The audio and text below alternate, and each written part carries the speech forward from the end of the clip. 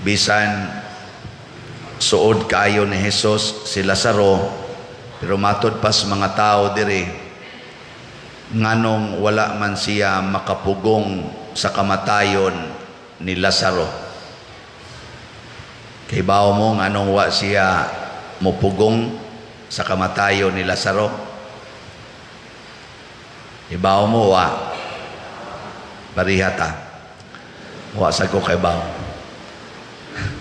Pero pwede natong bana-banaon unsa may hinungdan tungod kay gustong ipakita ni Jesus nga kining kamatayon dinhis kalibutan kanabang unang kamatayon inig human natug katawo ang musunod ana kamatayon man dili mupugong ang Ginoo ni ana.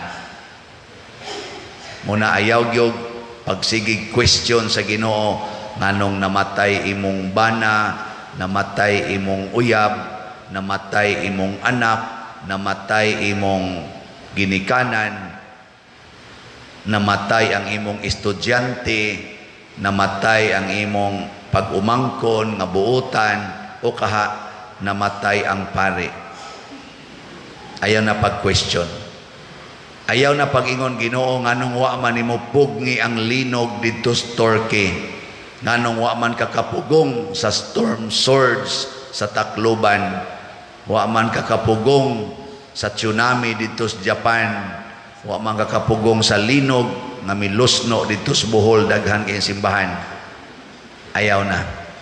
Kay ang Ginoo dili mopugong anang unang kamatayon.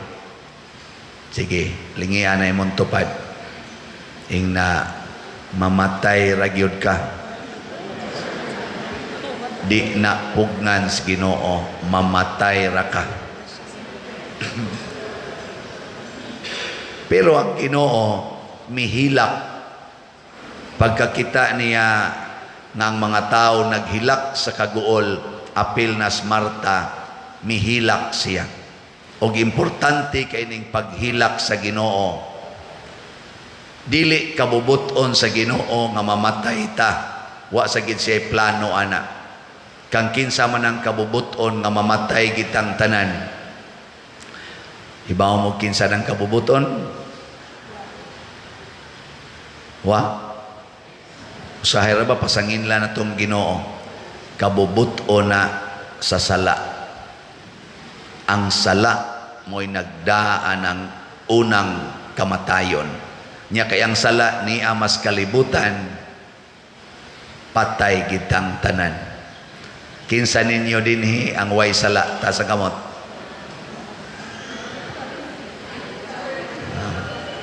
Pulos mo patyonon. Apil na ning ni isas kamot. Kay sadaan sad ni. Pero kay nihilak man si Jesus, nagpasabot, mibati siya na kitang tanan na biktima sa sala. Muna sa unang pagbasa, ingon siya, akong ablihan ang inyong mga lubong.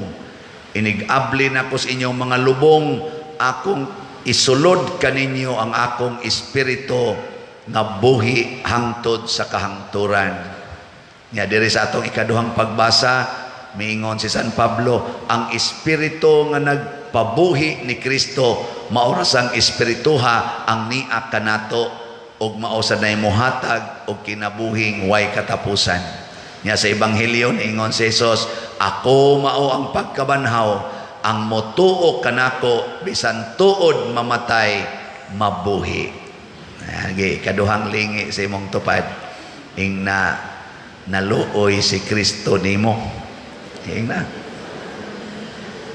Ingna ba? Ingna naluoy si Kristo nimo kay mura naman na siyag na discourage, mamatay kideta. Naluoy si Kristo kanato. Mao na gaandam na pud siya og pagkabanhaw. Resurrection. Gaandam siya ikaduhang kinabuhi. Kaya ang una natong kinabuhi kana mang pagkatao nato kanang sigihan natong celebrate birthday nga mahadlok ra ba mong musulti sa pizza.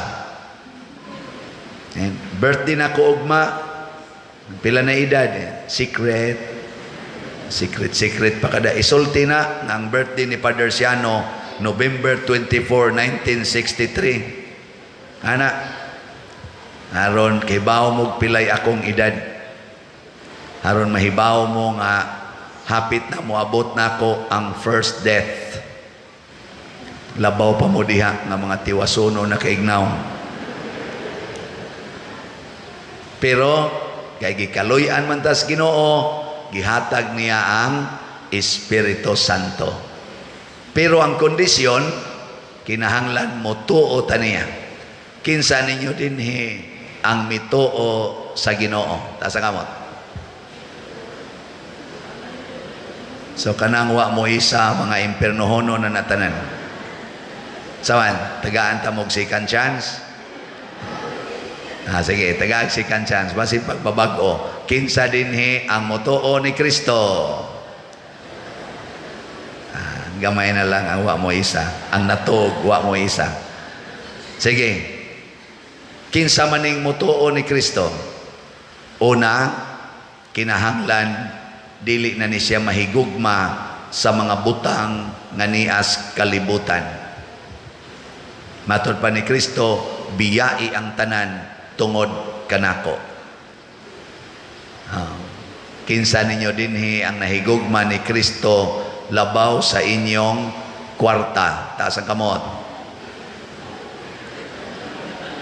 Wa.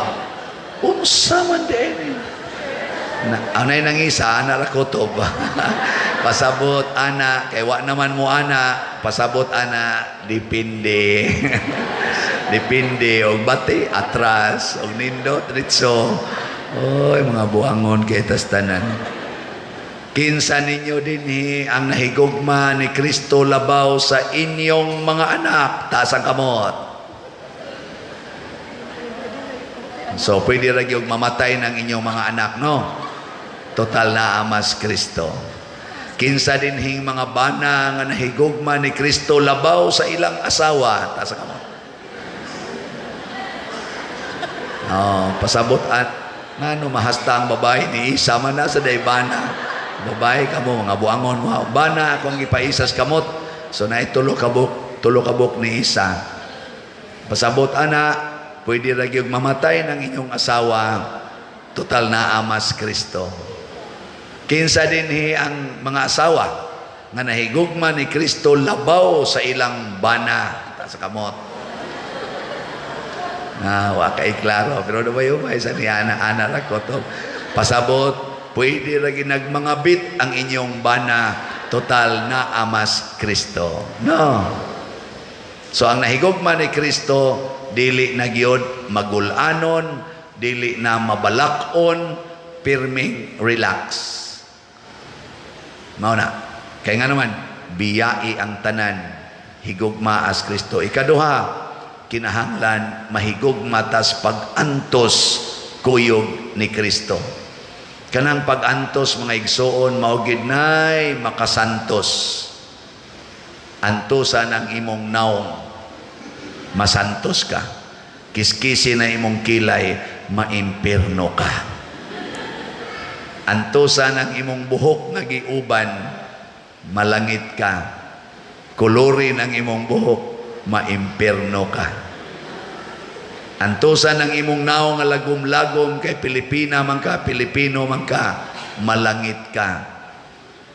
Paputian ang imong naong, maimpirno ka. Antusan ang imong kahidlaw, anang imong uyab nga lami na jud kaing tukhangon. Kay kun imo nang buhaton, maimpirno ka. Pero di na nimo hikap-hikapon, malangit ka. Sawan, okay? Okay ba, dili? Antusa ang pagpalit og slat kay malangit ka. Ayaw palit, maimpirno ka. Salamat sa mga namalit na tog slat. Ako mong tagag-update ha. Sa atong SBF DAG, ang niantos nato og palit, nakapalit na sila, niabot na as of yesterday og 11,129 ka slots. Pakpak. Sus. Napay daghang antusonon, napay 64,871 ka slots. Nya nindot-nindot na raba paspas kay trabaho nato sa atong kumbinto, giapil pa dag trabaho atong drainage sa tubangan. Sige, atong tan-awon kadiyot ang update sa atong trabaho dias kilid kay di man mo kalantaw dito tanan.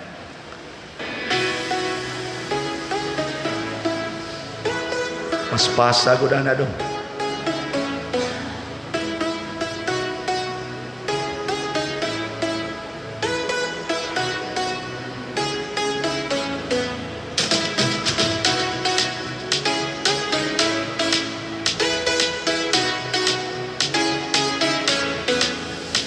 Hapit na makompleto pabarog ang tanang mga haligi.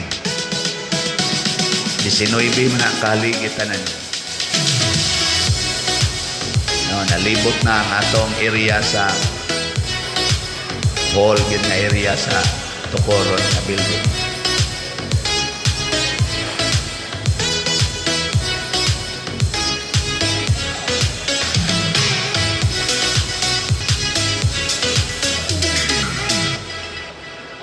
Okay, sa atong pakpakan ang naghimo sa video, labaw na gyud ang nagtrabaho.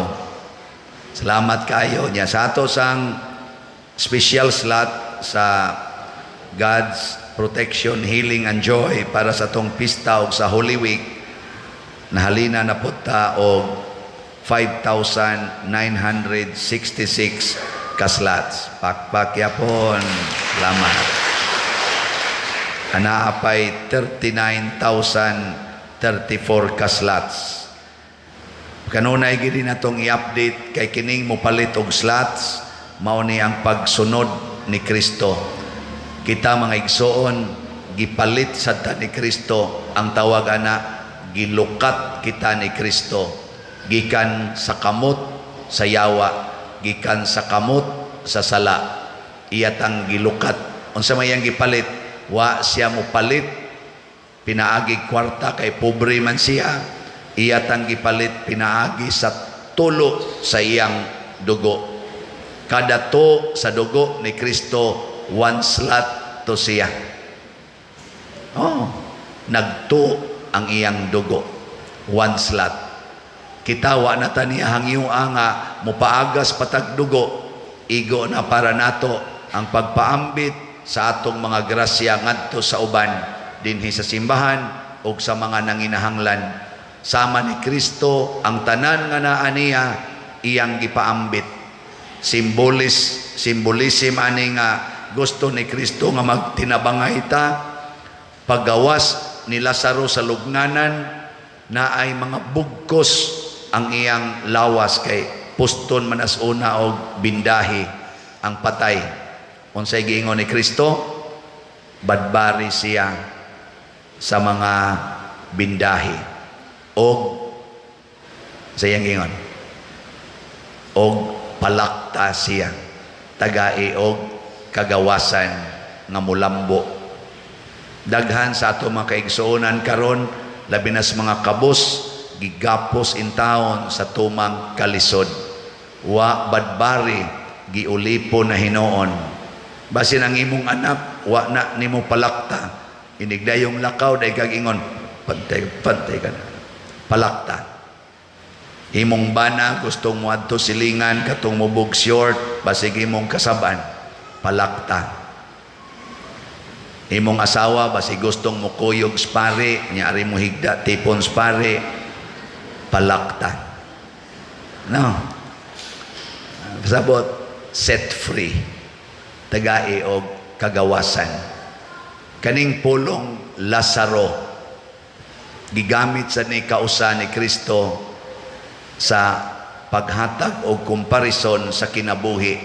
Adunay dato nga porting kaon sa iyang bahandi, sa iyang pagkaon, samtang adunay kabos nga ginganlag Lazaro sa bakba sa iyang pultahan, nangayo og mumho sa iyang gikaon. Ang Lazaro di ay pasabot kabos o nanginahanglan. Imong tupad lingia ing naay Lazaro sa inyo. Naay Lazaro sa inyo. Kanang nanginahanglan ba? Basin kamong mga bata, ang inyong ginikanan nanginahanglan sa inyong time o sa inyong pag-abag. Sige lang mo ng cellphone, sige lang mo ng TikTok. Basin sad, mga ginikanan ang inyong anak nanginahanglan sa inyong pagsabot o sa inyong pagsuporta sa ilang mga ambitions kinabuhi. Sige lang mo yaw-yaw, sige lang mo yaw-yaw. Basin o niya kamo nanginahanglan san mo nga di na mo papalitog slat sa pare. Ang pare, sige lang yung baligya. Ako mong iset free. Ako mong ingnon, ayaw na lang mo pamalit kung gusto mong muadtos impierno. Pero kung gusto mong malangit, kuyog ta, mamalit na ta. Slat pa more. Di ba? Sige, manindog na ta, mga slatters.